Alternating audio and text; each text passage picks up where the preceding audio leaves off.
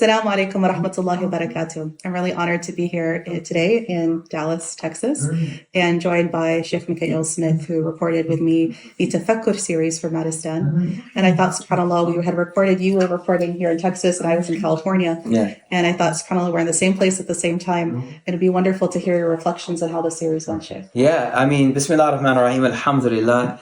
It was amazing because, tafakkur is the core of our religion because it's what it inspires us to know God. It inspires us to know more about ourselves. It's at the core of everything. I heard one scholar, he said that there are two things. There's tafakkur and there's dhikr, right? And so this aspect of tafakkur, to be able to contemplate and think and to go deeper into looking at God's creation, I think there's just so much that us as a community, we have to take this back, take ownership over this concept, spend more time in nature, look at God's creation, but also looking at tafakkur fi anfusikum, tafakkur about ourselves, tafakkur about who we are. So two things that I think are critical is the fikr, the ability to think and contemplate.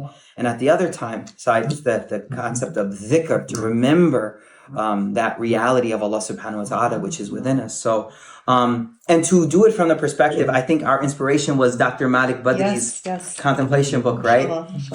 Tell us a bit about that book and how it shaped you and your role, your career, and how his works have impacted you. May Allah bless Professor Dr. Malik Badri, rahimahullah. Ameen. May Allah have mercy on his soul. Ameen. When he was alive with us, subhanAllah, I was looking for a mentor, somebody who understood this idea of Islamic psychology, who, you start from the Qur'an and Sunnah as the foundation and build the psychology up from it. Amazing. Not the other way around.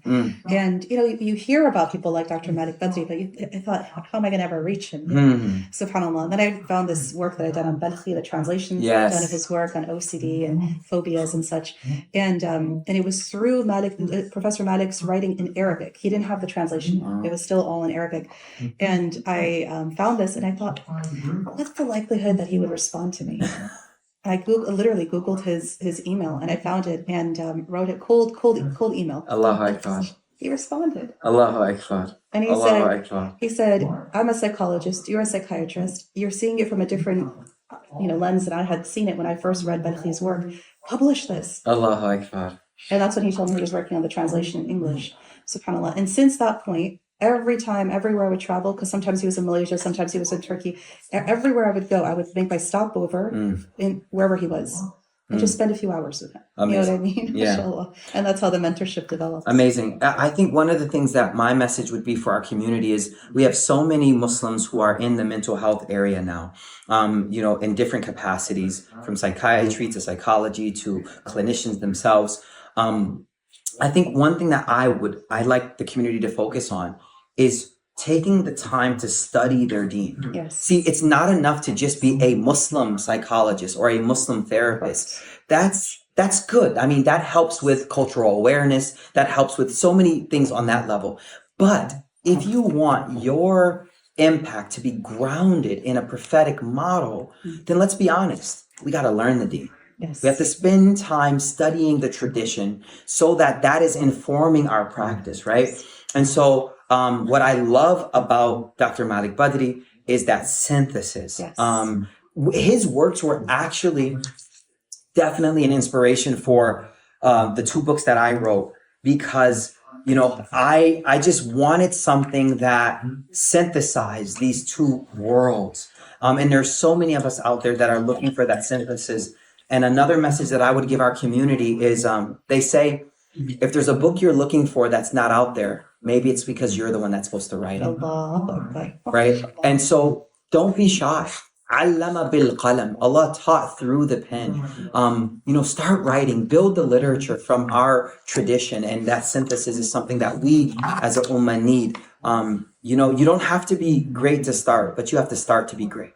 And so I think everyone needs to learn the deen on a deeper level and make their practice and their understanding of mental health in general rooted and grounded in a deep knowledge and appreciation for Qur'an and Sunnah. Yeah, I couldn't have said it better myself. People ask me all the time, they say, I want to go into this field.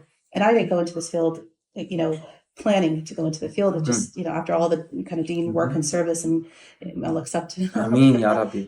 realizing that the community needed more mental health support, and then very last minute went into this field and was very scared of it. That's why I was doing all the work on reading Balkhi in the first place. I was trying to figure out what did the Muslims have to say about this field, subhanAllah.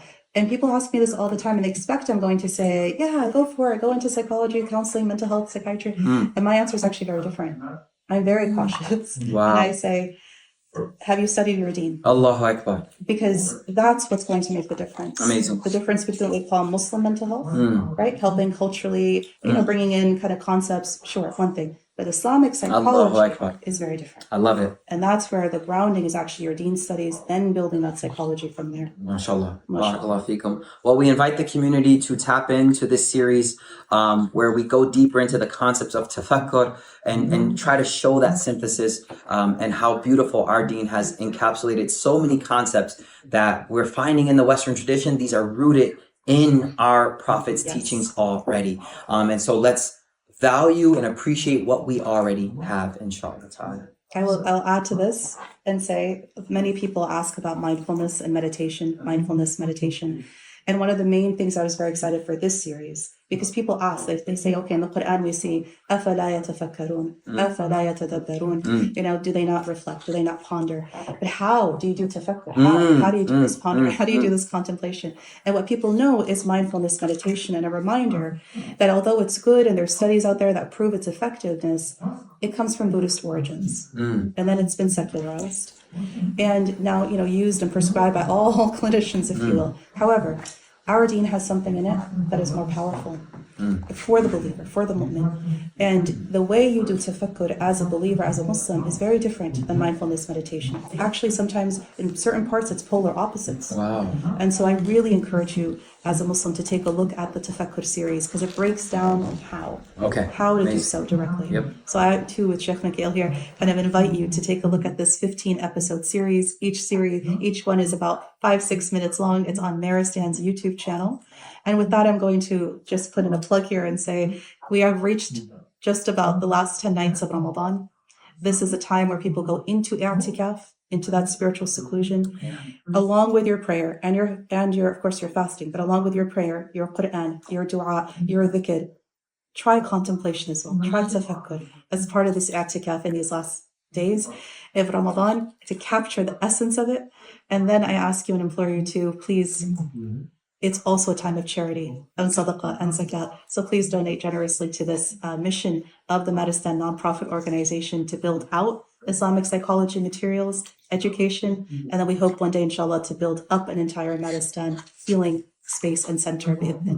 Barakallahu feekum. Barakallahu feekum. Jazakallah khair, Dr. Rania, Jazakallah khair for everything, all your work and being an inspiration to the mental health practitioners and psychologists and psychiatrists of our country. May Allah reward you tremendously. Barakallahu feekum. Assalamu alaikum wa rahmatullahi wa barakatuh.